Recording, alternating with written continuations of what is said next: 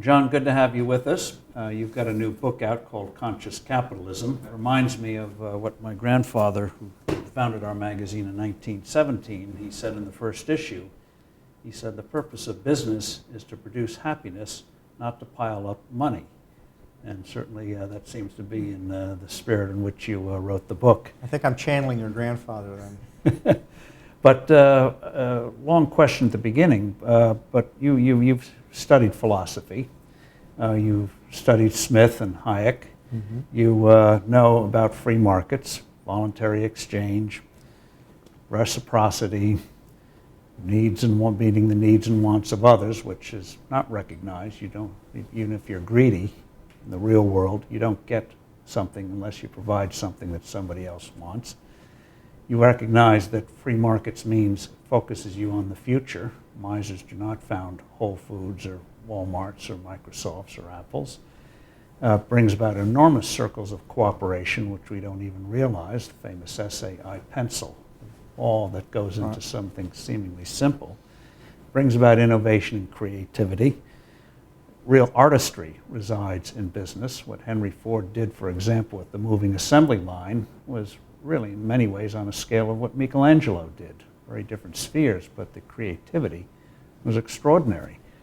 And we all know they're bad actors, but that's like saying if you have fraud in elections, you should get rid of democracy. No, you deal with the problem. You don't get rid of democracy. So understanding all of that, why did you feel the need for the book? Because at first blush, not if you read it, it sounds as if there's a little bit of defensiveness about capitalism. So what brought you to do the book, given the understanding you have of free markets, which even among business people, there's not that understanding, many of them? Well, we wanted to write the book because, as you pointed out, business has a great tradition of creating value for other people. It is a value creator. It's the greatest value creator that's humanity's ever invented. When we did the research, we discovered that 200 years ago, when capitalism really got going, 85% of the people alive lived on less than $1 a day. 85%. Today, that's down to 16%. 200 years ago, illiteracy rates were over 90% across the world. Today, they're down to about 14%. 200 years ago, the average lifespan was only about 30. Today, it's 68 across the world, 78 in the United States, almost 80 in Japan. Humanity has been lifted out of the dirt in the past 200 years, primarily through capitalism and through business.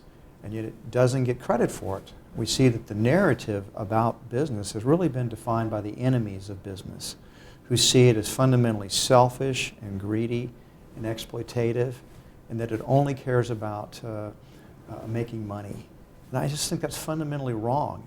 And we also know that our economy is struggling, and as little as 13 years ago, the United States ranked number 3 in the Economic Freedom Index, behind Singapore and Hong Kong. Today, we've fallen down to number 18. And as our economic freedom declines, so does our prosperity. So I think the book is important because we need to recapture this narrative from the critics. Too often, the defenders of capitalism and business just do it strictly on the basis of the prosperity that it's created, and they don't deal with the ethical foundation of it. So they play into the hands of their enemies. If the enemies say they're selfish and greedy, too often the defenders say, that's right, what about it? That selfishness is good, greed is good. Because they so believe in the invisible hand of Adam Smith, they don't understand that that really undermines the reputation of business. For example, Gallup now ranks big business. Polls I show have an approval rating of only 19%. Which is only 2 points higher than Congress. And that means 81% don't approve. So we've got to recapture this narrative. The defenders have got to do a better job of explaining the great value that business creates and how capitalism is helping us, or we're going to lose it, and our prosperity is going to continue to decline. So it could be that the main purpose of the book is to help business people to become more conscious so that they can, as they become more conscious of things that they sort of do unconsciously, they can defend business better, and they can have businesses that are actually more successful as well. Most businesses, for example, are not conscious of a higher purpose beyond just making money. Many entrepreneurs sort of instinctively do that through their, just from their passion as they follow their dreams. But we want business people to begin to think about what is our higher purpose besides making money? What is the value that we're creating for our society? And begin to explain that in a better, more articulate way. And secondly, business doesn't create value for just the investors. It's the old trickle-down theory that that all the benefits go to the rich and a little bit drips down, a little bit trickles down. That is a fundamentally wrong-headed metaphor. Business is the great value creator, not just for the investors alone, but for everyone that trades with it, all who are exchanging voluntarily for their mutual benefit. The customers are benefiting through the products and services business provides. The employees benefit through their jobs and their benefits and their ability to be promoted and grow in responsibility. The suppliers who trade with the business also are benefiting. The investors, of course, benefit, and the profits that business makes and the capital that's accumulated then gets reinvested, and we have a perpetual motion machine of continued prosperity upwards. And then the larger society benefits. Business is fundamentally the engine that is leading to the great evolution of humanity. It's fundamentally good, and of course there are bad actors out there, just like there are bad doctors, and there's bad dentists, and there's bad lawyers, and there's bad politicians. But far too often, business people are judged strictly by their worst practitioners instead of in the average business person who's fundamentally creating value for other people. So I just think the timing of the book's important, Steve. We're on the defensive, business is mistrusted, and business people themselves are not sure how to respond to these attacks and these criticisms. Well, you're right that too often the defense is, well, it may not be elevated calling, but hey, it works. And over time, you're not going to win that.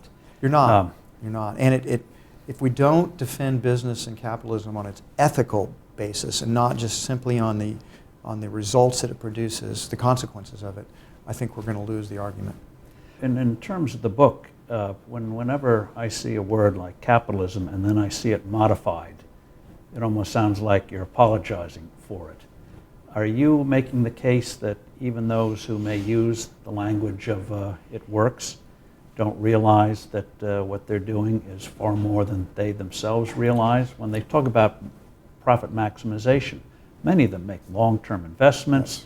They do right by their people who work with them. They do right by their suppliers.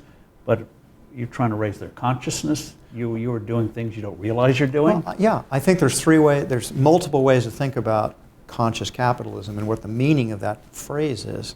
First, yes, in the most simple way, it's taking traditional free enterprise capitalism and making people more conscious of how it really works and the great value that business creates. So much of it's done unconsciously. You're right, the best practitioners have always practiced in this way, but maybe not consciously. And we think by helping business to be more conscious at it, they can do it more effectively. That's the first layer of it. Secondly, we're trying to distinguish it between crony capitalism, that what many people that don't like capitalism confuse it with when you have government regulations and then business gets special favors, like we saw in the most recent fiscal cliff bill, where we saw alternative energy paid off and we saw Hollywood paid off, and we see that the favored, politically well-connected can get certain benefits that may not benefit everyone else in the society. That's a type of crony capitalism. And far too often people mistake that for authentic free enterprise capitalism, and so it's not. So we also, in the book, we contrast conscious capitalism with crony capitalism. And finally, I do think there is a higher form of capitalism that is beyond what we've talked about. And the book gets into that business has this higher purpose. It creates value for stakeholders and not just the investors. But also there's a different type of leadership, Steve.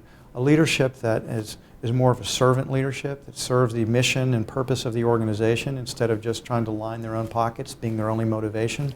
And I think we have to become more conscious of the kind of cultures that we create in our organizations. We want to create cultures where human beings are empowered, they flourish, and they're able to self-actualize themselves.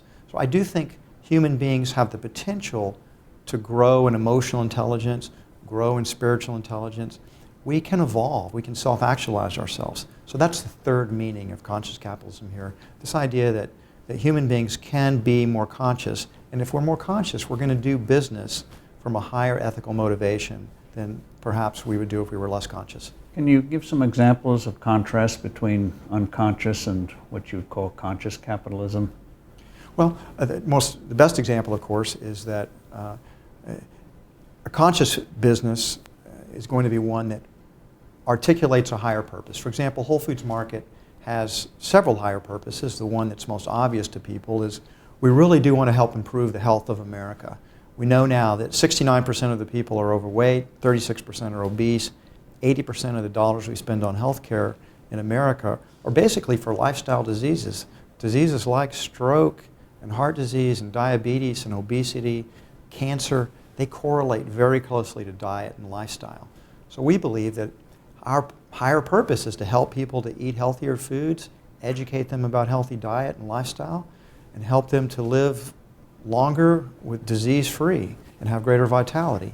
And so that's one of our higher purposes at Whole Foods Market. That helps align our team members, our customers, our investors, all together to fulfill that higher purpose. So that is much more motivating to people than just saying, if you went to work for Whole Foods, and welcome to Whole Foods, you have a job, and you're supposed to make a lot of money for the shareholders. That's not going to bring out the very best and highest energies for most people. But being more conscious of higher purpose does tend to do that. Now, critics, very easy to be cynical, say, yeah, that helps your bottom line. You make a profit. It does help our bottom line. Now, but define profit. Classical economists, as you know, never had a real place for profit. Their model of equilibrium, but actually has a profound purpose to define why profit is moral. Profits are moral because they're based on voluntary exchange. You create value for other people, and then they exchange with you. They're making a profit from that exchange as well, or they wouldn't make it. So it's really a win-win. Both are profiting from the exchange. So the profit is what the value, when you create value for others and they exchange with you, the profit is your gain from that exchange. And then, of course, as business can recycle those profits into additional investment, you end up creating more jobs, you create more value for other customers, and the business flourishes, as does everyone who trades with that business. The customers flourish, the employees flourish, the investors flourish, the suppliers flourish. Business is a win-win-win-win game. It's not a win-lose game. It's not a zero-sum game. It's the greatest thing humans have ever created for social cooperation and the creation of prosperity. It's unprecedented. You have several foundations, and one serves underserved areas. Yes. Why would a foundation do that and not a traditional business, profit-making business? Well, my theory of the good society, Steve, is that there's three legs to the stool. By far the most important leg of the stool is the private sector, where business can produce value for other people and find a way to make money at it that clearly belongs in the private sector, which is, I might add, most of the activities that humans engage in. The nonprofit sector takes on the challenges where there are still societal problems that business can't solve. The business can't find a way to make money doing it. I think that's where we really need the civic society, the nonprofit organizations to come in. If we don't have a vital, healthy civic society of nonprofit organizations, inevitably the government has to come in and try to solve these problems. So when you have a vibrant business sector and a vibrant nonprofit sector, then the government can play its proper role as the third leg of the stool, which is the umpire. It sort of sets the rules and makes sure that people are protected through the police, and we have a military that protects us from outside invaders.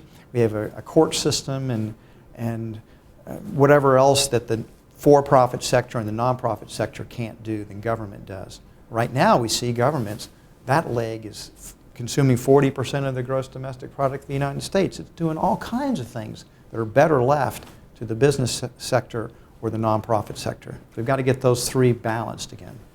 One of the problems is that commerce and philanthropy are seen as polar opposites, where in reality they're two sides of the same coin, meeting the needs and wants of others. Correct. But different talents, different ways to do it, but the same end, which gets to the paradox of the U.S. seemingly. We're the most commercial nation ever invented, but also the most philanthropic nation. That's right. And they're both voluntary. There's no coercion involved. Business, people trade with it voluntarily. People donate to nonprofits voluntarily, whereas government is fundamentally based on coercion. You made reference time to time Judeo-Christian tradition and how that's important, because obviously business could do gladiator games better than the government, but that's not something we do anymore.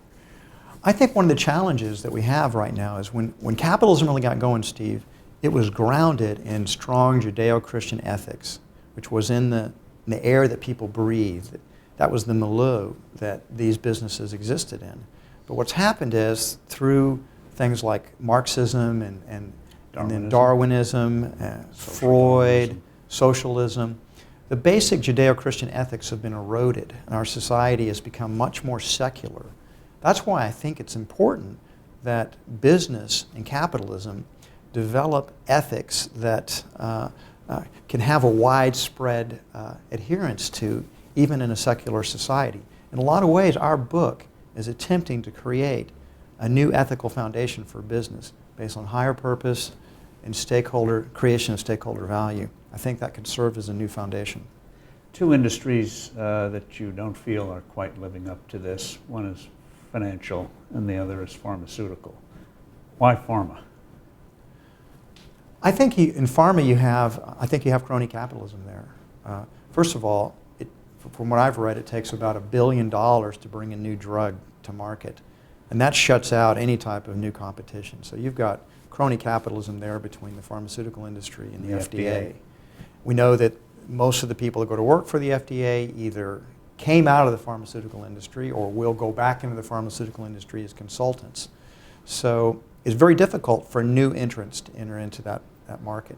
In addition, we've seen lots more advertising and marketing of pharma on television, and I really am concerned that, not that we don't need drugs, but we certainly do, but now in America people are taking drugs for absolutely every possible condition, and it's simply the most profitable industry in the world at this point, even more profitable than oil, which is not necessarily bad if those profits were being earned through free market competition with lots of entrants potentially coming in.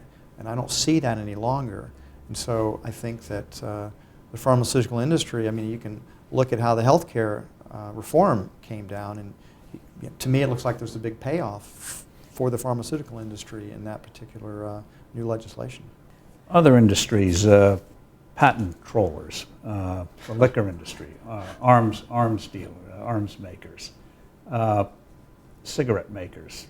Do they fit in, or how do you fit that in your paradigm? Yeah, you've got the tough cases, so fair enough. I don't think those are necessarily typical, and whether or not I can provide satisfactory answers to that question today doesn't necessarily negate the overall thesis of the book.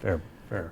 But certainly arms manufacturers, I mean, if they have a higher purpose, if they're producing weapons, hopefully to protect us from invasion and foreign enemies. So if they stick to that, then that's certainly a good and noble purpose. If that's being sold to terrorists and all comers, then maybe that's a problem. Cigarette manufacturers, that's a really tough case because we actually criticize that in our book in one of the appendices. So I think I would say that their higher purpose could potentially be they're producing a product that obviously people want. They become addicted to it. And I think then potentially a higher purpose there could be that they find ways to deliver the benefits to those consumers but all the time working to lessen the negative health effects. I think should be what they should be striving to do. And I personally would not be in that industry, and it would be a tough sell but I think that would be the direction they could go in. Other critics say that, oh, you gloss over mining accidents, you gloss over labor practices, the kerfuffle with Apple, and how do you answer those? Well, I mean, we've written a book. We haven't written an encyclopedia. We haven't taken everything into considerations. It's easy. I always say it's easy to be a critic. You know, it's much harder to actually create anything.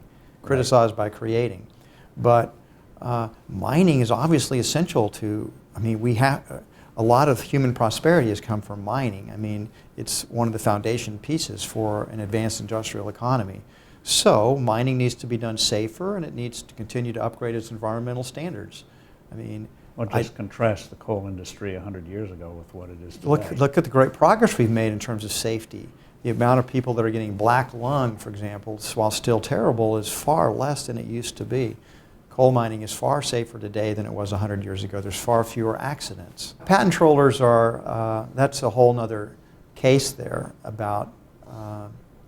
You could say it was. You could say that's part of the created. Yeah, it is politically created based on the laws. It's not real free. Yeah, based on the laws, and you don't. Patents, in a sense, are you can. That's a more difficult case because you can either argue that's intellectual property protection, or you can argue that it's preventing competition. I think in some cases it's both. In the book, you cite the case, I think in the appendix, in terms of one of the criticisms thrown at, oh, you're in a high-growth industry, everyone loves organic, and so you're riding a wave, and so you can be beneficent as IBM once was, blah, blah, blah. You cite the case of a company, huge fall-off in sales, used, instead of laying people off, used them to build a new factory, new facility they were going to do anyway. Let me ask you about, let's say, Apple in 1997. Steve Jobs comes back, finds there's too many products, lays off 3,000 people. IBM, early 90s, one foot in the corporate graveyard, 200,000 layoffs. How do you reconcile that with your approach? Of course, if the business is being consciously managed all along, hopefully that type of situation will never result. But markets being what they are and competition being what it is, ultimately an organization sometimes has to do what it needs to do in order for it to survive. If the business fails, that's certainly bad for all the stakeholders, including 100% of the employees losing their jobs if the business has to liquidate itself. Lincoln said in the Civil War, you may lose a leg, but you saved the life. Exactly. But I do think there's conscious ways to approach layoffs that try to protect that you really genuinely care about your people and you do the right thing by them while recognizing this is unfortunate, but it's necessary so that the whole can survive. One of the reasons you speak with authority, if I may say so, is as you cite in the book, you've dealt with crises. Can you recount just quickly some of them? One is unionization. You don't like unions, but one of the stores unionized. How did you respond to that? The way we responded, back in 2002, our store in Madison, Wisconsin, elected a labor union. And to me, that was just a really wake-up call. Because I thought, wow, I mean, why would they pick a union? They're obviously not happy. And so he did an investigation and, of course, found that we had a bad store team leader there who was not always fair.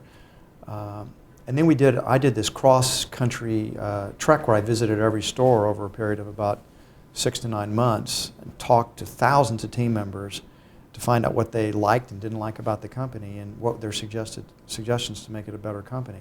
One of the things I heard was about health insurance, that we needed a lot better health insurance program. That led to us implementing the health insurance plan that Whole Foods has today, which is immensely popular and very successful. We also improved our paid time off policies.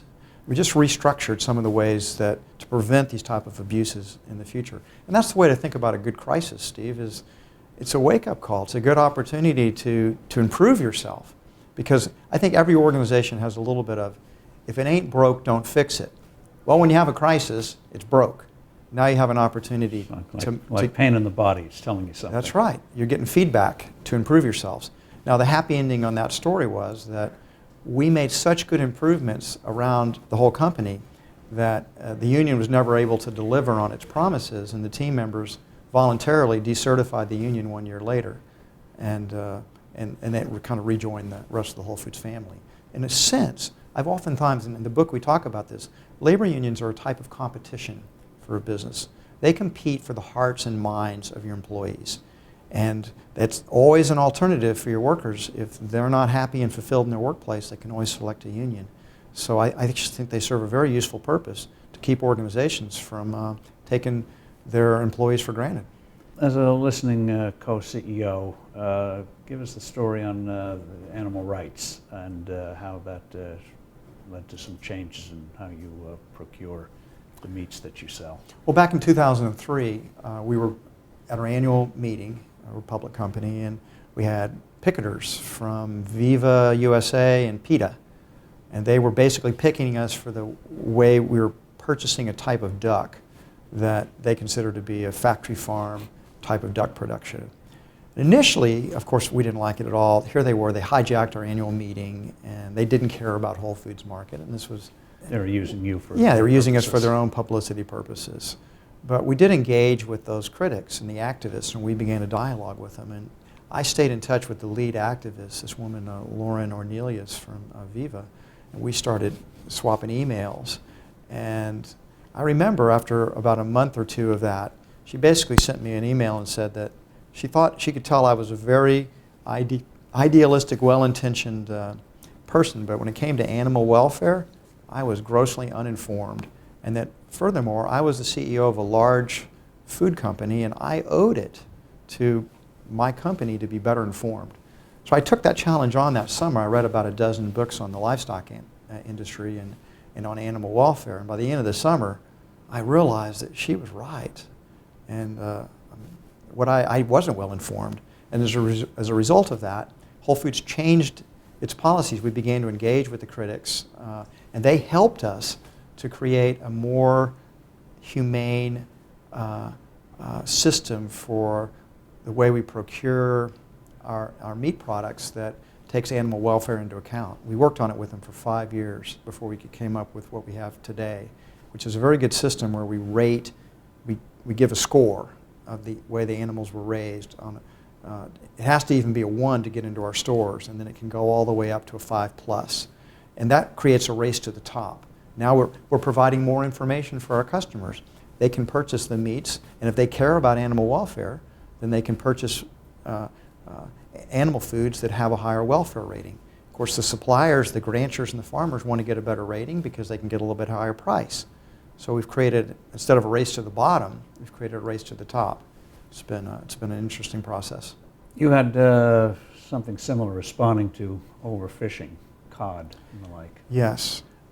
Well, seafood sustainability is, I think, a very serious environmental issue.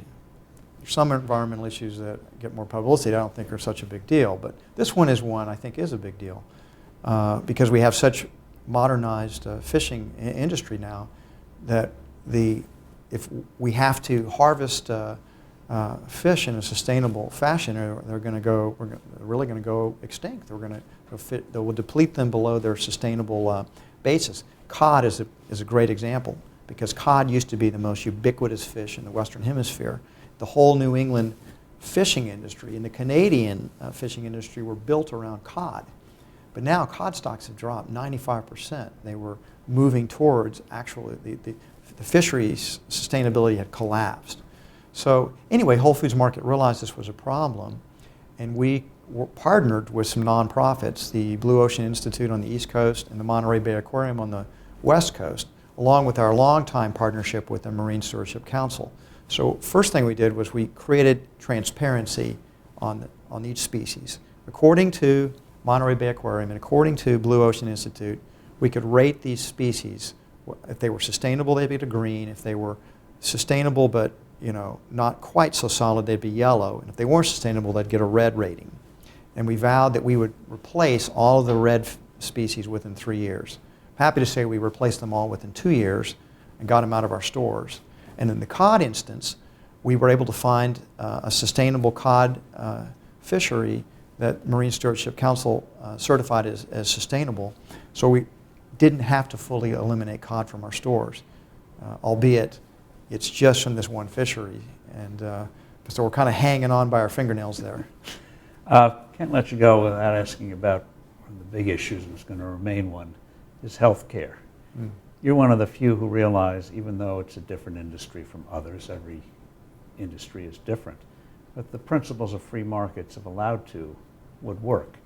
Can you cite what you've done, what you could with Whole Foods in terms of bringing consumerism into healthcare instead of just having it all third party, which doesn't work? I will. I will point out a couple of things before I do that. First, we haven't had free enterprise capitalism in healthcare for a long, long time. Even prior to the most recent healthcare reforms, we were dealing with a highly regulated, crony capitalistic type of a system that was not working well. Unfortunately, people would criticize that, would say, well, see, the market doesn't work. The government overregulates, it creates unintended consequences, and then businesses blame for it not working better. The Fed prints too much money, and then free markets get the blame. Yeah, for raising prices. Exactly, good analogy. What Whole Foods did, and again, we created this system about a decade ago. We created a system where we created a high deductible plan, and now that deductible is about $3,000.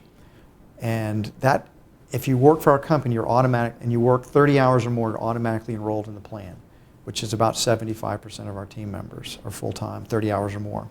And the part-timers can buy the plan if they wish.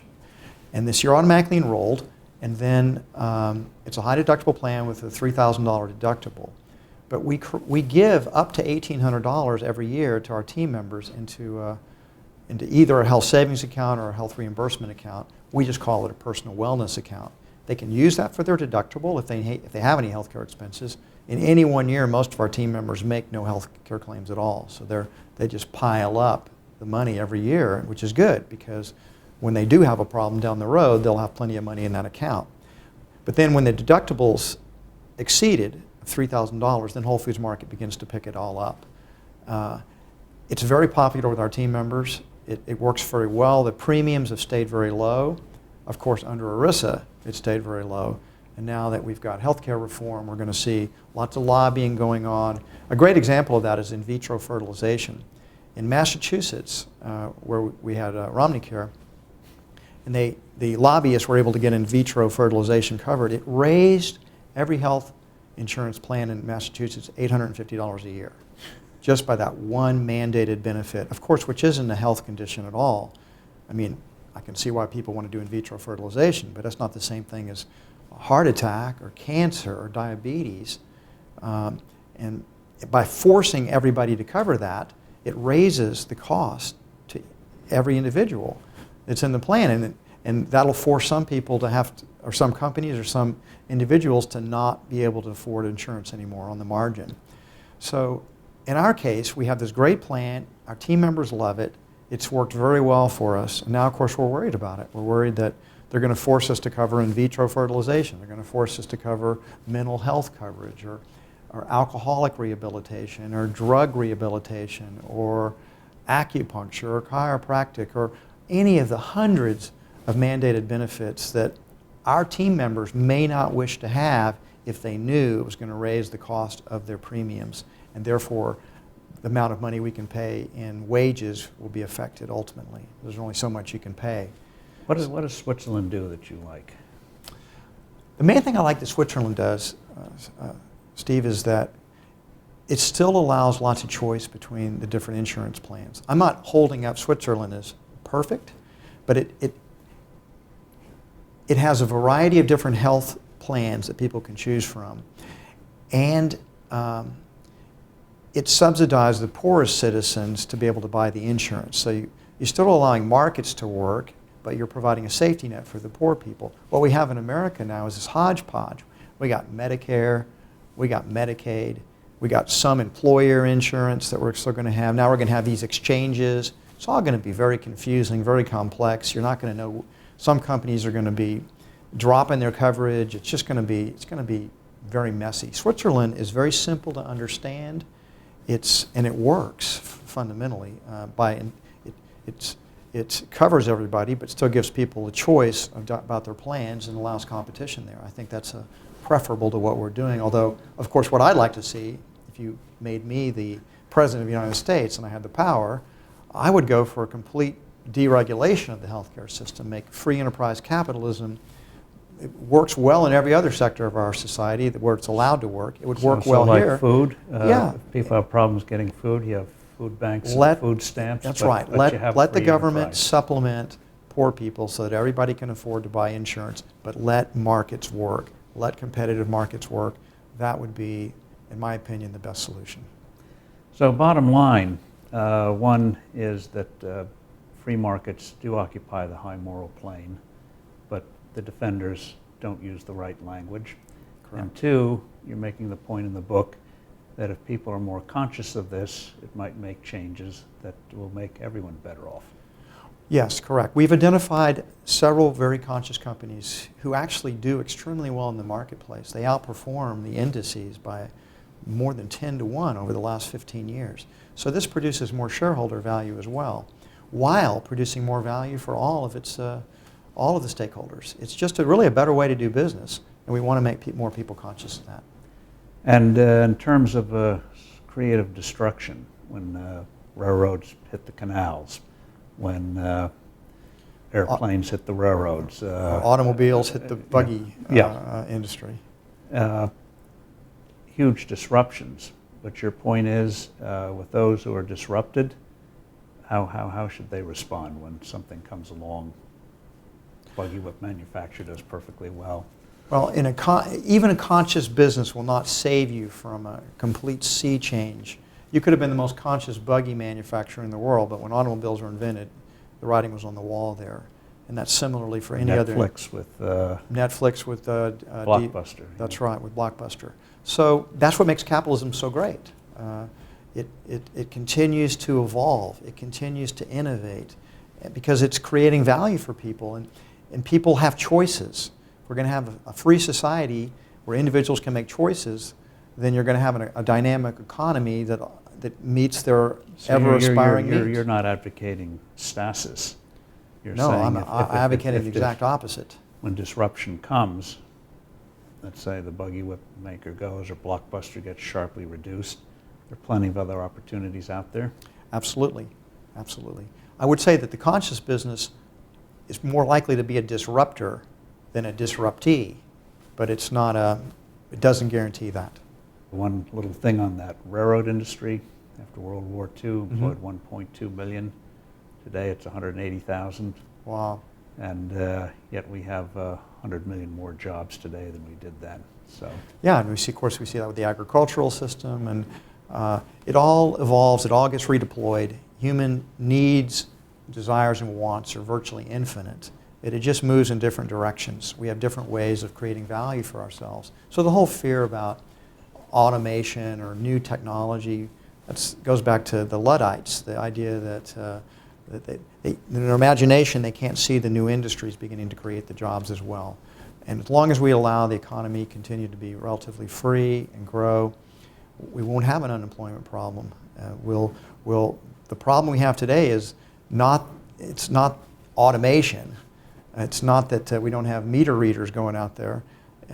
It's because we aren't allowing, economic freedom is curtailing. We've dropped from 3 to number 18. And as that happens, our ability to employ people begins to decline as well. John, thank you very much. The book is Conscious Capitalism. Thanks, Steve.